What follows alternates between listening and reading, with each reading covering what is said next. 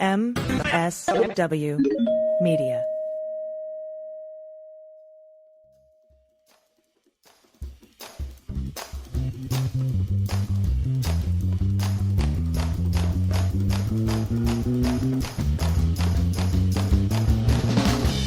Hey, everybody. Welcome to this special bonus episode of the Unjustified podcast.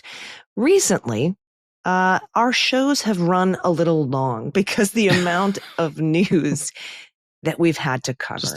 And generally, it's our practice that we like to take a couple of listener questions at the end of each show. And we put a link in our show notes for you to click on.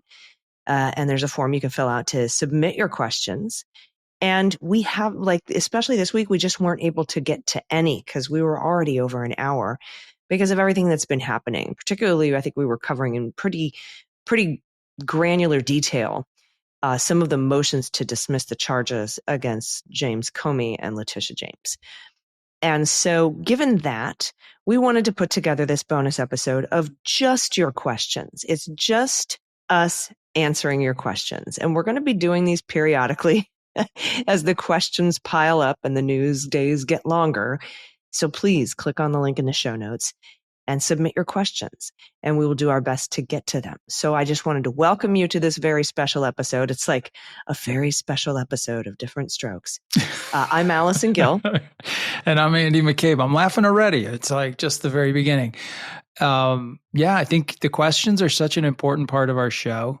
It's great to be able to read them. Of course, we even when we get to them, we only get to usually one or two, but they give us a great view into what the audience is interested in. Sometimes a lot of them react to things they heard on the prior episode, and so that tells us kind of how well we've covered something, or maybe when we've left out a detail or something that would help.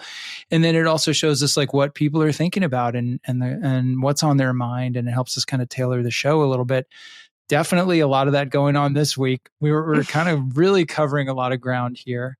We were. And I have to say, we're going to have a really, really robust show again this Sunday, where we're going to talk about, first of all, J.P. Cooney and Molly Gaston have formed a law firm to help states and attorneys general and district attorneys go after public corruption. Because as you know, Donald Trump has decimated the public corruption unit at the Department of Justice. And that's where J.P. Cooney and Molly Gaston used to work, also part of Jack Smith's team. And then Jack Smith himself writing that letter we're going to talk about to Jim Jordan and Chuck Grassley, saying, I'll come in and talk to you, but it's going to be public. You're going to give me all my files, so I have my notes. And you got to let me know if I can talk about Volume 2. And I just think that that's pretty incredible. Yeah, we're going to have a ton to go over this Sunday. But before then, we're going to clear out some questions today. Yes, indeed. That's the point of today's show. We're going to go through a bunch of stuff that you guys have been sending in. And for every question we read, there are several others that bring up kind of a similar theme. So we're trying to, even if you don't hear your own name called out, please know that your interest in this stuff is being represented by the questions we pick. Indeed.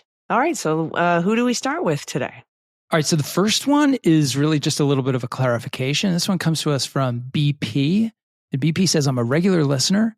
I enjoy and am always informed by your show. Thank you. In the latest episode, you mentioned SEIPA Section 4 and the word substitution, which he has in quotes. He said, then goes on, I don't know why I'm assuming it's a he. BP goes on to say, an example of a substitution would be helpful to regular listeners. So sure thing, BP. And it's been a while since we talked to our friend Brian Greer. So he's usually our SEIPA expert.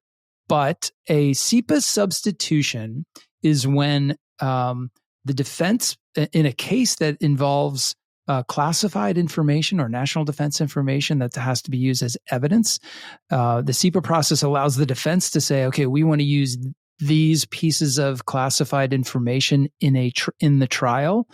And then the government can come back and say, well, we don't want those pieces of classified information exposed. So we would propose a substitution. And the substitution could be a summary that basically captures the flavor of the classified information but doesn't reveal its details.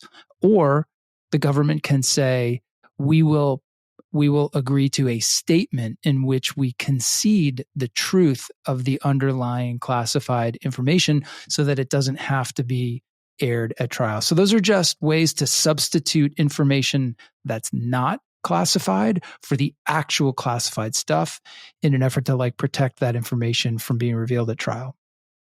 Right. And we saw a lot of this type of substitution in indictments or in speaking indictments when, for example, Jack Smith would say something to the effect of, and then he shared some information, plans drawn up by the chairman of the Joint Chiefs of Staff about an attack on a foreign nation, for example, instead of saying General Milley shared that we had 600 planes headed to Iran, like, Exactly. Yeah. So it's something like that. It sums it up. Or like you said, that's really interesting. I didn't know that part, Andy, that you could say, you don't need to know what's in this document, but both parties agree it's classified. Exactly. Yeah. That's interesting. So cool. It's a way to avoid those old situations where the government would have to dismiss an indictment because to fully prosecute the people behind the release of the information would cause greater harm to national security by exposing that information on a wide scale. So that's what SEIPA does for us. All right. And thank along you, those BP, lines, Andy, can I ask you what the term gray mail means? Is it like the word blackmail, but the word gray instead, and not meaning mail like the post office mail? Like, what is gray mail? Because I know that defendants who are being charged can try to use the fact that the government doesn't want to release this information to hold their charges hostage or something. Do I have that right? Yeah, you do. It's a riff on the term blackmail because it's essentially when a defendant will really push the limit in terms of what they insist must be exposed at trial in order for them to maintain a full and fair defense. And they do it with the intention of essentially forcing the government to walk away from the prosecution, right? So, I see. And that was much more common in the time before SEIPA. Before we had a Classified Information Procedures Act, many of these espionage cases would fall apart at the prosecution stage because the government just really didn't have an effective way to protect important and sensitive information. But SEIPA kind of gives us a way around that now. That's very interesting. All right, great question. Great first question as well. All right, so what's next? I think we've got about 5 minutes before our next break. Do you think we can get through this Bolton lightning round before I totally do. Yeah, I totally do. All There were right. so many questions about John Bolton and the different aspects of his case. So let's just rock through these real quick. Steve writes in, are John Bolton's wife and daughter indictable? So that's a tough one, Steve, because we don't know the entirety of the government's evidence. And so I guess the answer I would give you is there is a part of the Espionage Act, 18 U.S.C. 791, that speaks to people who never had access to classified information. They didn't have clearances and things like that, but they received or obtained national defense information, had access to it, and then transmitted it to someone else. So yes, under the law, there are provisions in the Espionage Act that can be held, where you can hold people accountable for simply being on the receiving end of that information. But without knowing the facts, we can't really say if the government has made any kind of an assessment as to whether or not they should be prosecuted, and if so, whether or not they have the evidence to do that successfully. So far, we don't know the answer to those questions. Yeah, and I don't know. I feel like if they were going to be in trouble or if there was going to be some sort of mop-up case with his wife and his daughter, there would have been a conspiracy charge. That's absolutely right. Right? Yeah. Against Bolton himself. And with, absent a conspiracy charge, I think he's the only target in this investigation at this time. I think that's the most I think that's the most likely assumption. Sometimes you see in cases like this, family members who are involved will also get charged with kind of the primary subject. And oftentimes that can provide leverage for the government to use to convince the primary subject to take a guilty plea in exchange for letting their family members kind of off the hook. But there's no showing or sign that that's happening or will happen in this case yet. Okay, so the next question comes from Trevor. Now, this one, Trevor, I have to apologize. I somehow erased your question and then had to rewrite it from my memory. But basically, Trevor, I know, is in Australia. He listens with his wife every Sunday as soon as the pod drops. And Trevor and his wife are sometimes mystified by U.S. law, which is like, same. That's totally normal. That happens to people in the U.S. all the time. And Trevor's question is, how do we know that the content of Bolton's messages to his wife and daughter are actually national defense information or classified? Do we take DOJ's word for it? Might it just be like his musings about his schedule and stuff that wasn't that important? Okay, so that's possible, but no, we don't take DOJ's word for it. If this case goes to trial, the government will have to prove as one of the elements of the offense that the information in question is actually national defense information. And so they'll have to make that explicit in the trial, and they will likely bring in witnesses to testify to that effect. So let's say, for example, if Bolton says, and I'm making this up to hypothetical, if Bolton says, I went to a briefing from a CIA analyst today, and the analyst told me XYZ about Iran, they'll bring in an experienced Iranian expert from the CIA. They'll read what was included in the statement that he's been indicted for, or the writing, and they'll have that expert testify as to whether or not they believe that information is national defense information and why they believe it. They basically have to prove that during the course of the trial. But now these 9 documents that are put in a table in the indictment, they say they have classified, no foreign, top secret SCI markings on them. Is that something that they take into account for something like this? Absolutely. So when you're trying to prove that something is national defense information, if that information is bearing classification stampings, whether that's, secret or top secret or TSSCI, whatever that might be, all of that goes to making the argument that this is in fact national defense information under the Espionage Act. So yeah, it's not necessary that the information be classified, but it's very helpful to the government if it is. And going back to the indictment, were these like diaries in his own words, summaries of his meetings and things like that, that then included attachments that were marked classified? Or was he just summarizing classified information that's marked classified in other documents, and the government's using those documents to show the information he wrote about in his own words was classified? I think you're going to see a little bit of both. So I think what he wrote and transmitted to his wife and daughter was literally like off the top of his head, but it was based on experiences he'd had in the day or days preceding that note. So for instance, if he writes in a note, today I attended a meeting with, again, I'm making up the details here just to make a point. I met with the Prime Minister of England, and we had a conversation about national security threats from XYZ country.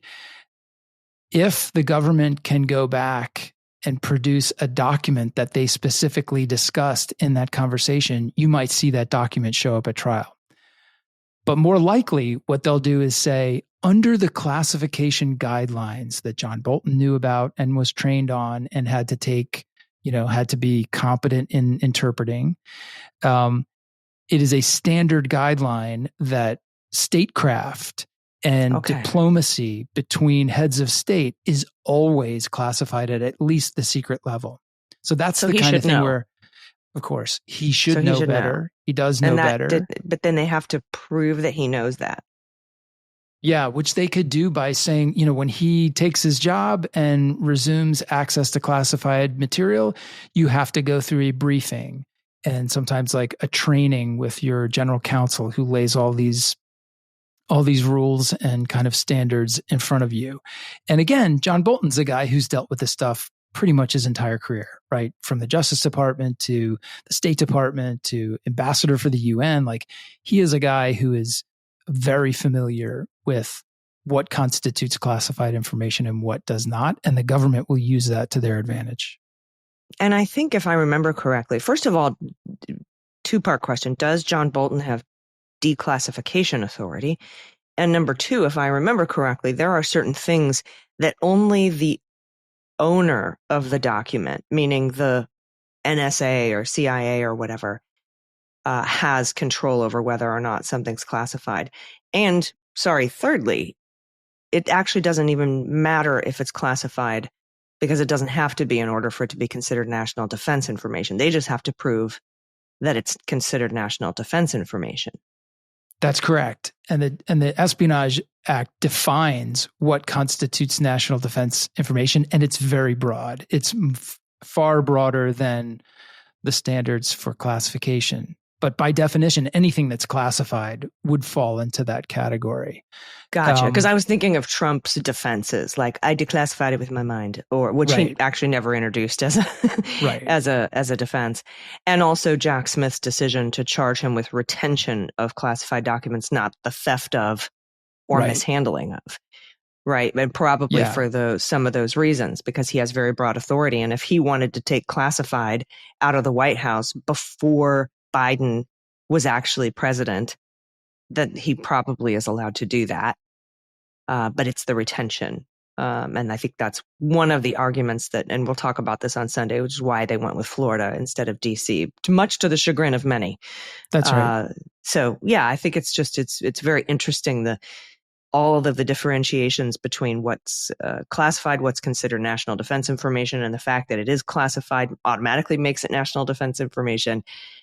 But John Bolton doesn't have declassification authority over a lot or anything. I don't know if that's what we call an OCA, an original classification authority.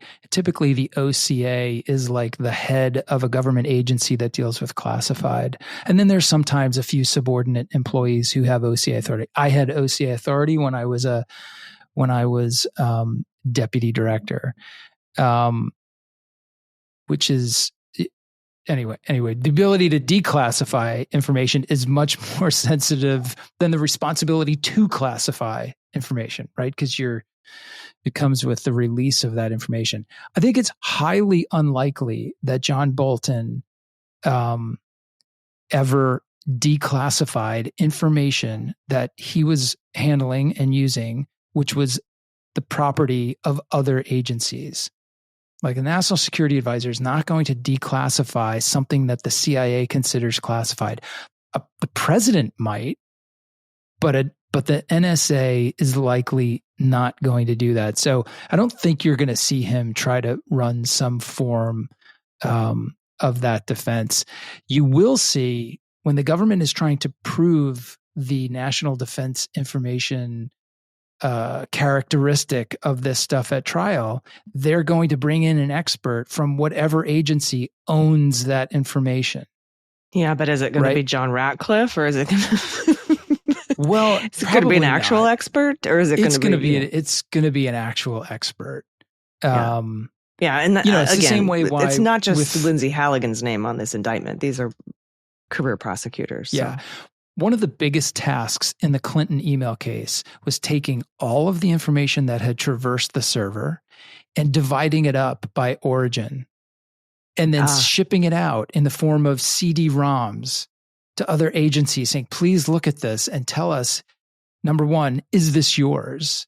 Is this your original information? And if so, is it classified? And if so, what level is it classified? Like that took, oh my God, a year? Wow. There was so much information and it required so much interaction with all these different agencies. So that you'll see like a microcosm of that in this case if it ends up going to trial, because they will have to bring in people from those originator agencies to say, yes, it was classified when he transmitted it. It's still classified to this day. Here's why, that sort of thing. Interesting. All right, we didn't quite make it through all the Bolton questions, so we're going to have a couple more on the other side of this quick break we need to take, so stick around. We'll be right back.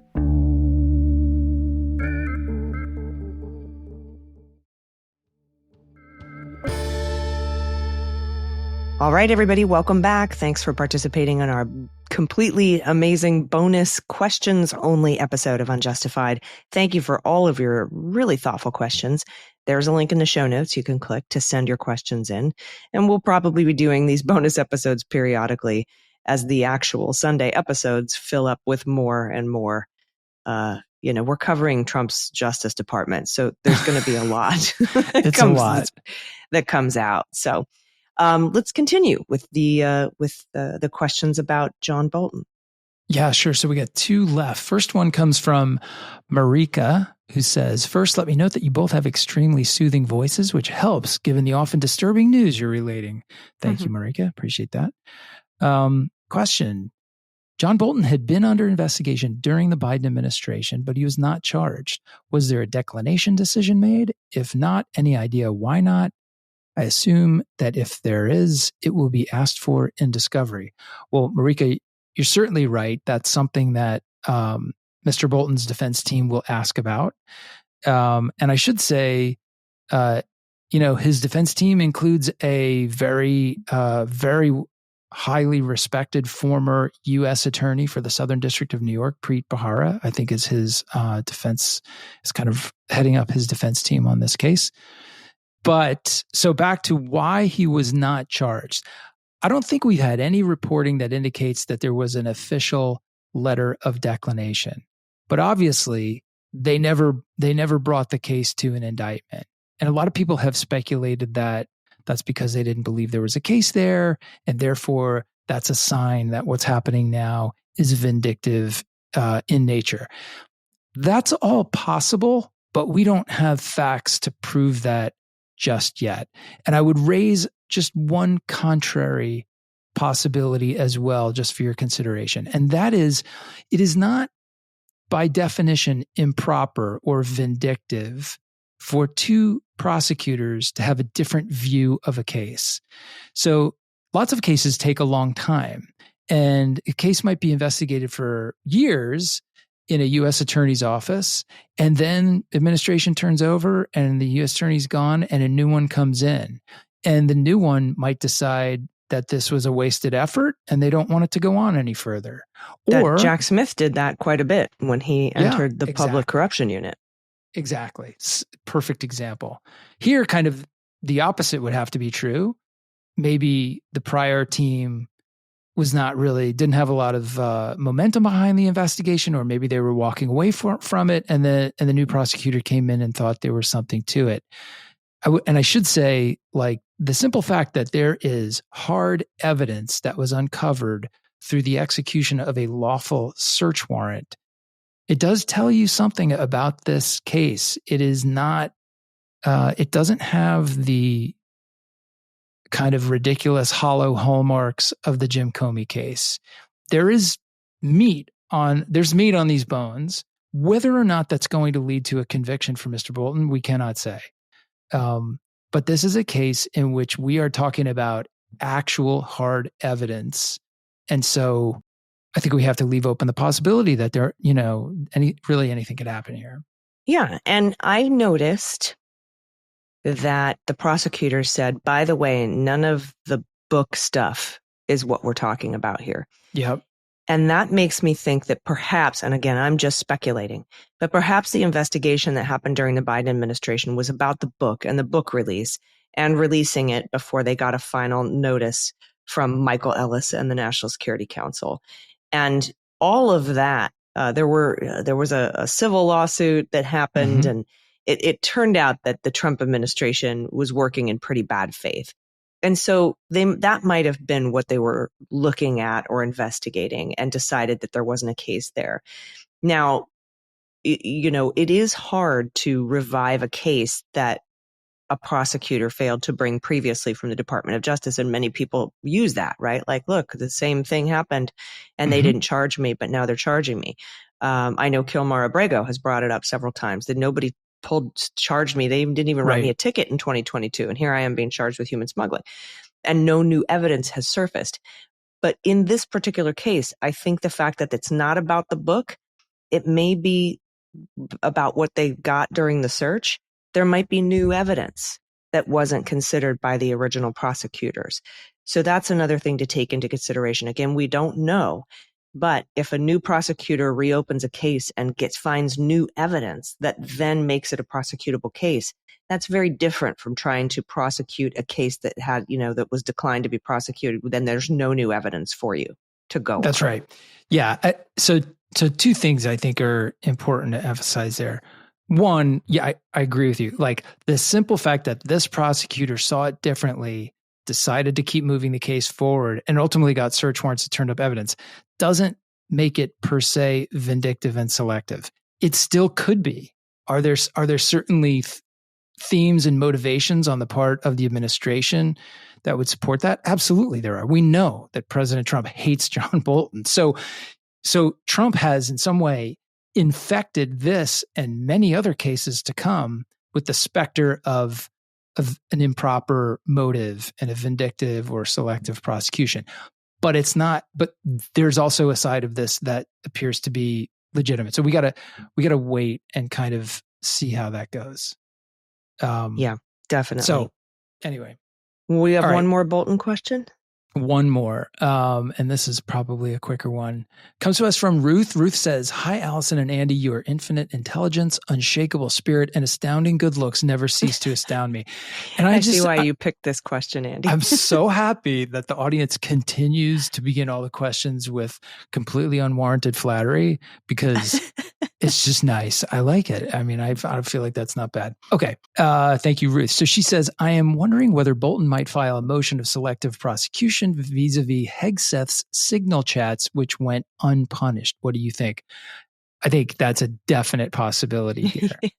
They're going to, if you're talking about mishandling classified, it's not just that Hegseth did something incredibly risky, reckless, dangerous by convening that chat and discussing military plans and actions on the ground.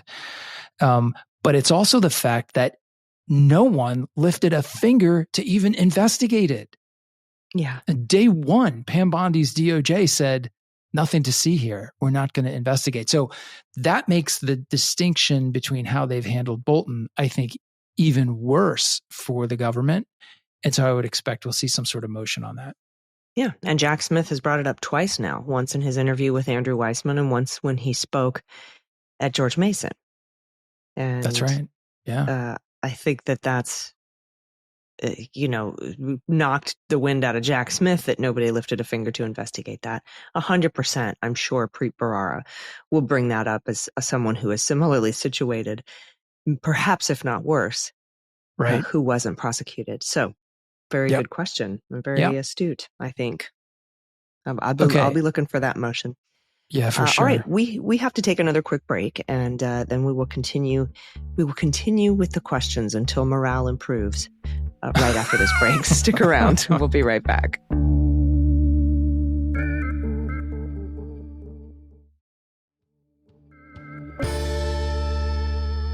And we are back with the question show. Okay, we're going to charge right ahead here.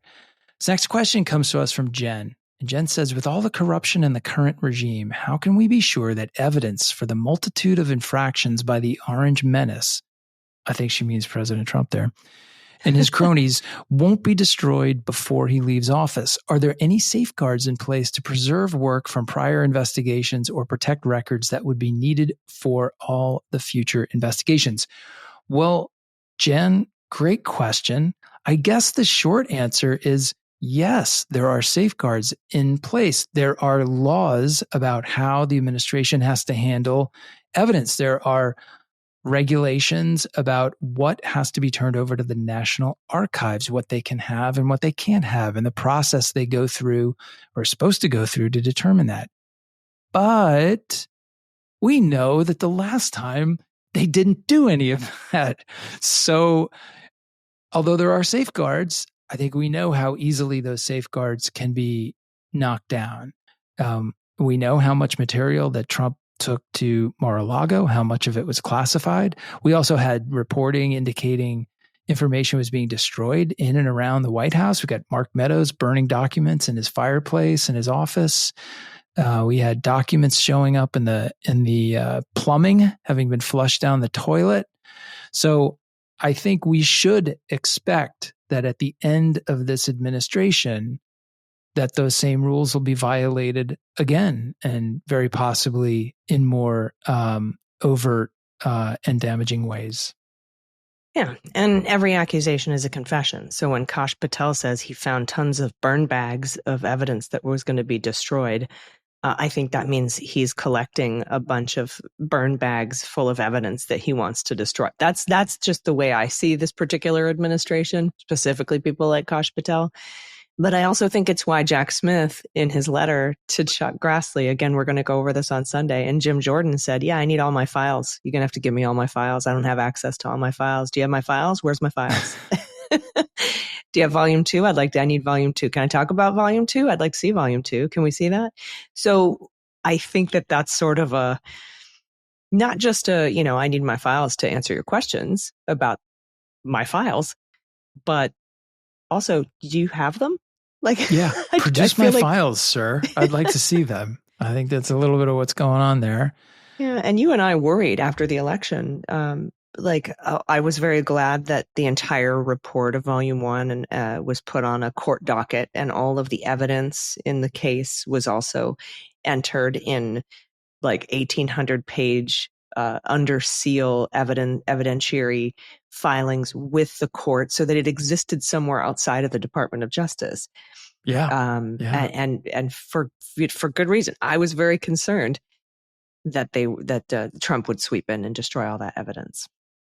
Yeah, for sure. I think those concerns should be even higher now for what we'll see whenever the end comes for this administration. Yeah, now that he's the president, he doesn't have to drain his pool to flood a server room to get rid of evidence. He can just burn it. Exactly right. Remember when Mark Meadows was burning classified documents in the fireplace before Trump left office? Yeah, I remember that. Something we still haven't gotten to the bottom of. I don't think that'll ever happen now. No. All right, we march on. This next one comes from Rob, and this is a quick one. Rob says, you mentioned in the questions section of the Nobel Prize episode that the FBI, the military, and other federal agencies are lowering standards, such as FBI training time from 18 to 8 weeks and other examples. Can you tell me your sources for that or point me to an article covering it?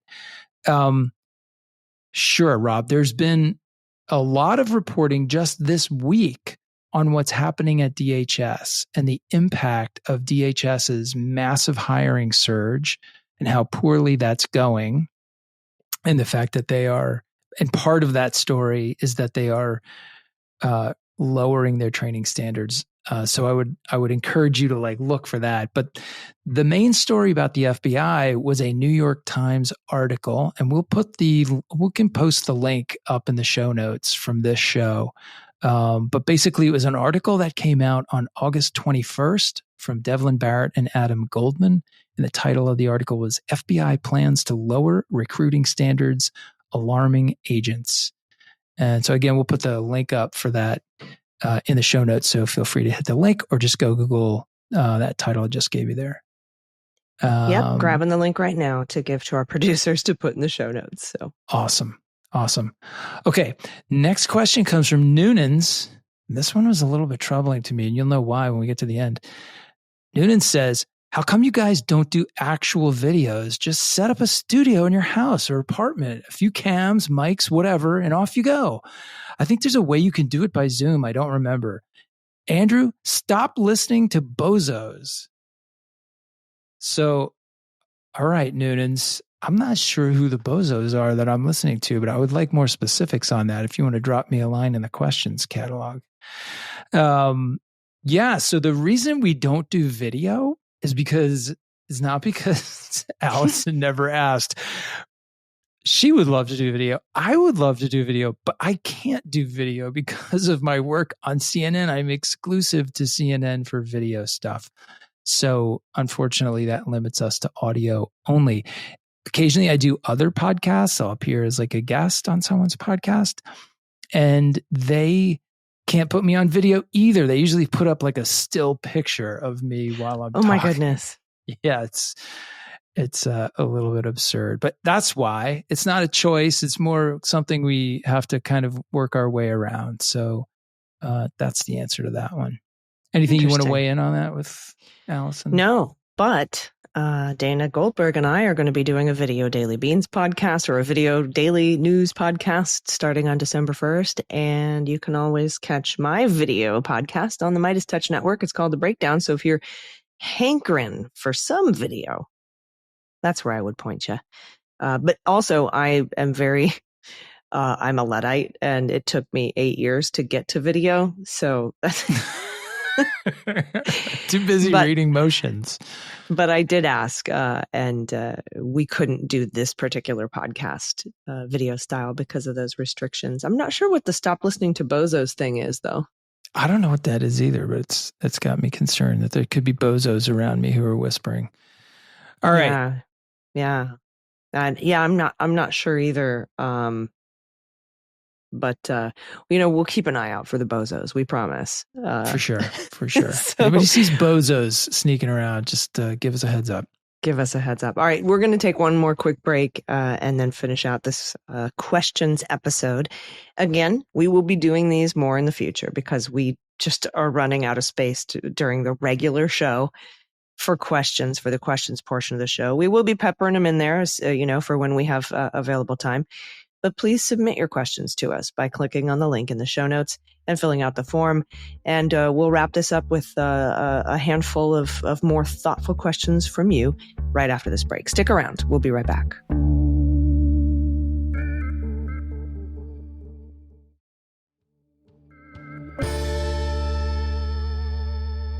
All right, everybody, welcome back. We have more questions, more of your listener questions. Again, there's a link in the show notes if you want to submit them. And we'll be doing these episodes periodically to make sure we get to more of your questions because they're so amazing. They're so thoughtful.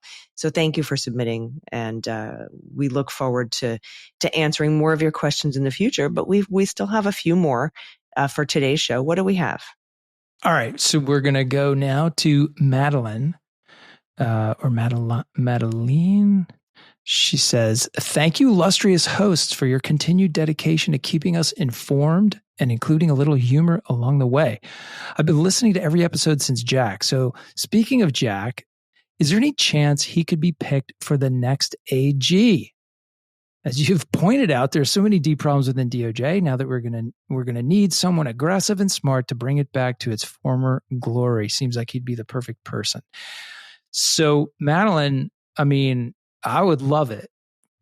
That's a dream pick for AG as far as in my book. I kind of hinted at that in my last breakdown episode when I was talking about the letter that Jack Smith sent and all of his files regarding Volume 1 and his investigation into Trump for Trump's attempts and his role in overturning his attempts to overturn the 2020 election results. And you have to recall that when Jack Smith had the cases dismissed, which is the one good legal reason for Jim Jordan and Chuck Grassley in the Department of Justice not to release his files to him outside of the Department of Justice, he had those charges dismissed without prejudice. And he actually argued a couple of times that the president being elected could pause the statute of limitations on his crimes, meaning the statute of limitations clock would stop tolling. That's never been litigated. We've never elected a guy who was indicted. So we've never had to litigate that. But I sort of think that and I was thinking if he's the attorney general, because I was like, I said, first of all, we'd have to win in 2028.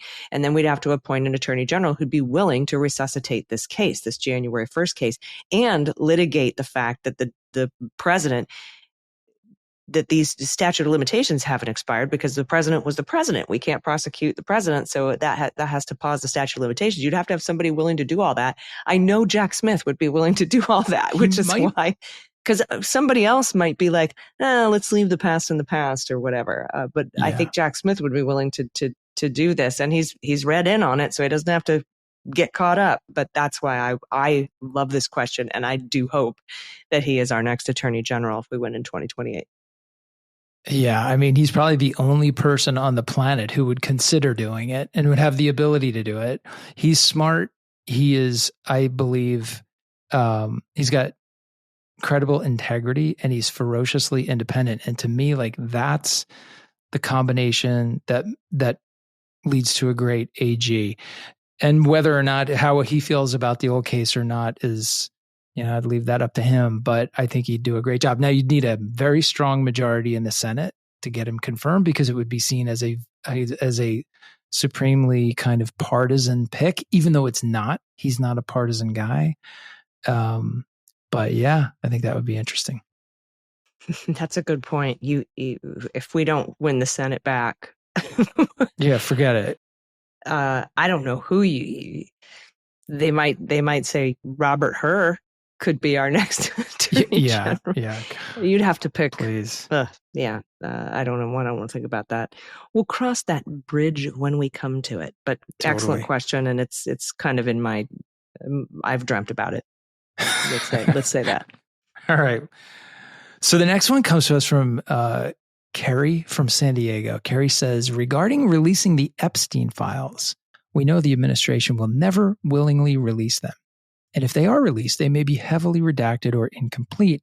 Do we think Epstein and Maxwell's prosecutors have full copies of the files?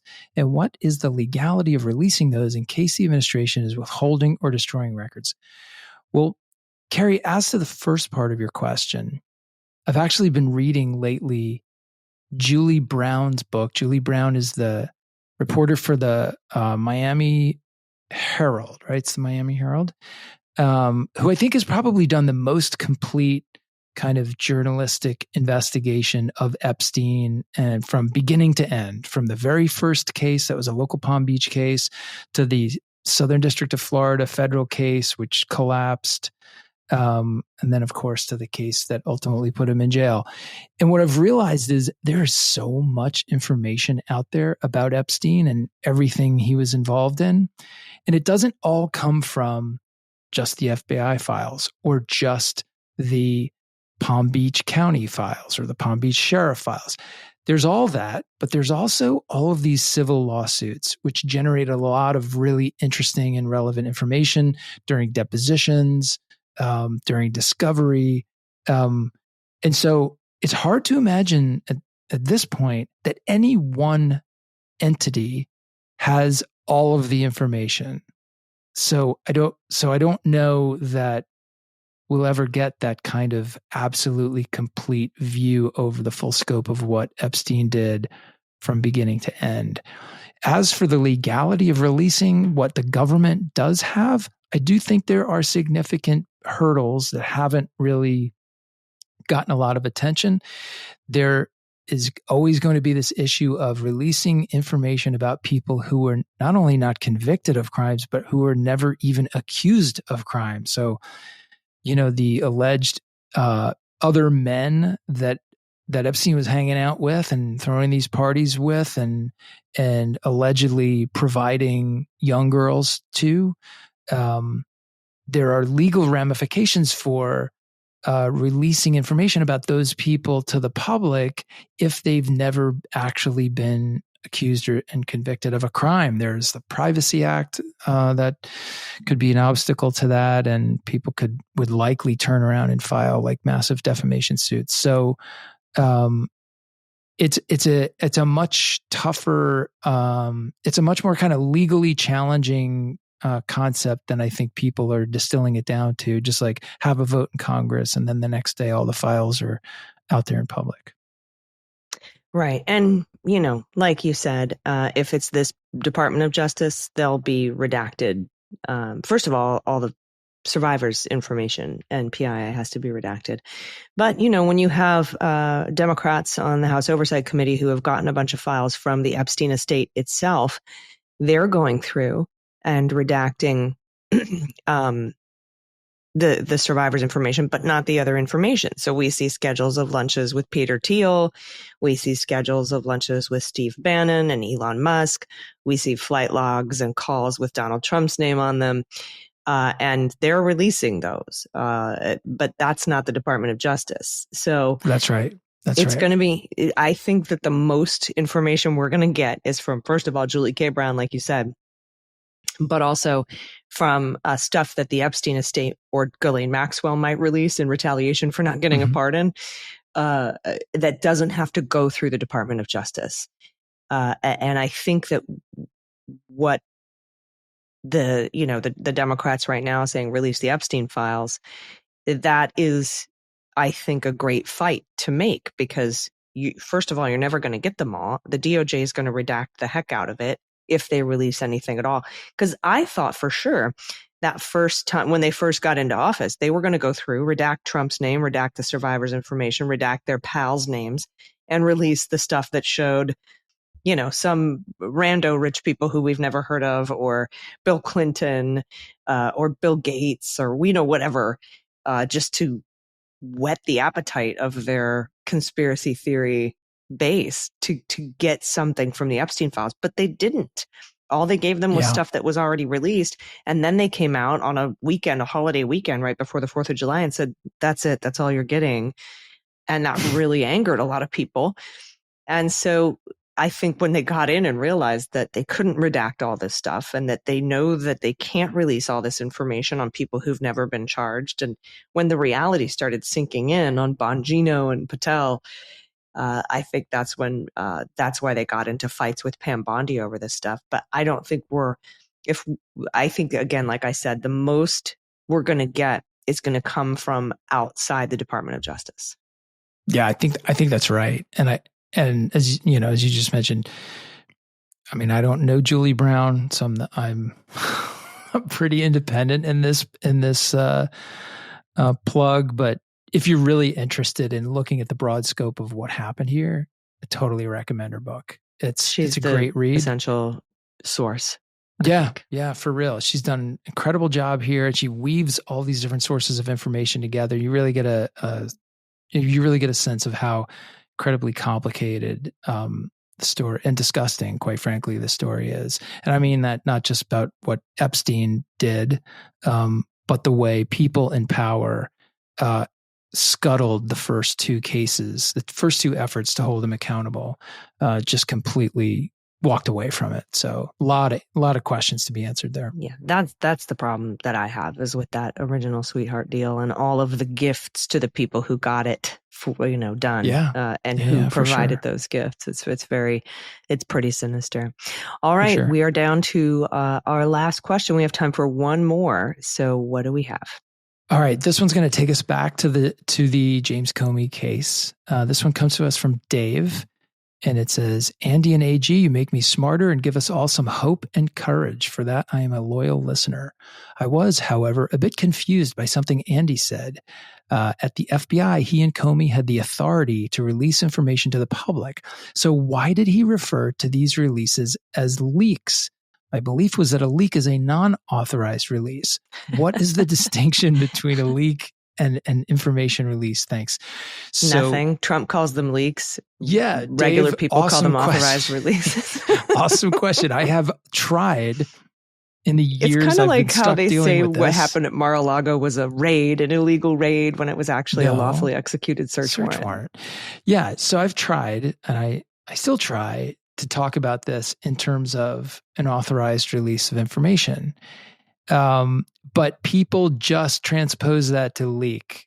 Reporters do it, anchors do it, writers do it, and people involved in the thing do. So some of that is intentional. In other places, it's just sloppy. But at the end of the day, Jim Comey had the authority to authorize a release of information to the public. I expect that if this case goes to trial, and that's a big if, you will see some echoes of that defense in his case. Now there's nuance to it. Like, he could absolutely authorize the head of public affairs to release information to a reporter if he wished to do so. That's what I did in my case that went so horribly awry. But nevertheless, could he also have authorized a special government employee, which is what Dan Richman was, to do it? I think probably, because of the employee status there. Could he have officially authorized a civilian, a third party who had no relationship with the FBI to do that, that's a little bit more tenuous, I think. But nevertheless, at the end of the day, if you're Jim Comey and this case goes to trial, this is exactly the kind of question you want to be in the mind of the jury, because it's the sort of thing that can lead to reasonable doubt. So I think you'll hear more about this if the case goes to trial. Yeah. And when back in the day, when I was covering the Inspector General report on all of that, I think one of the things at the forefront, the main question, on the tip of everyone's tongue is, well, if you're authorized to release this information to the press, then there's no reason to lie. And I feel like it's real hard to prove that there's an intentional, willful lie here. If you have no motive to lie, if you have no intent, you don't need the intent, because if I did that, I would just tell you I did that because I'm allowed to do that. Of course. And so that's why when we were talking about the Horowitz saying you lacked candor, like that's what made it ridiculous to me, sounding to me. Like Annie McCabe is authorized to tell the Wall Street Journal these things. So he has no reason to tell you that he didn't. If he has no reason to deceive you. Right. If it's an error or if it's that's a totally different thing, but it's not a chargeable thing. It's not a fireable offense. It's not a lack candor. And in Comey's case, it's certainly not a 1001 charge. So if we get to trial, that's definitely going to come up. But again, I don't think we're getting past the Halligan's appointment thing. I think you could be right on that one. So yeah, we'll probably never hear the end of this particular side of the case, because I don't know that we're going to get there either. But it looms out there. And then you add to it the confusion of how the question was asked, that, the inarticulate, indefinite question that Cruz asked Comey in 2020, which led to his response, which they claim to be a violation of 1001. Because remember, he's not being charged for leaking or authorized or unauthorized sharing of information. He's being charged with lying to the Senate. So yeah, the whole thing is a mess. Good luck. It's really bad. And we'll see more motions. We'll talk about them when we, because I think they're due today or tomorrow, this second round of motions. And we'll be covering them on Sunday's show as well. So thank you so much for submitting your questions. Again, link in the show notes, submit all your questions. We'll probably have more of these bonus episodes so that we can, go through the docket of questions and clear as many out as we can, because we really love the thoughtfulness that goes into them, and I love answering them. So please continue to send them in, and we'll see you on Sunday. Any final thoughts today before we get out of here for this very special episode of Unjustified? No, just thanks to the audience for helping us write this episode. Appreciate it. And your questions are what build these things, and we appreciate it and look forward to doing it again. Yeah, 100%.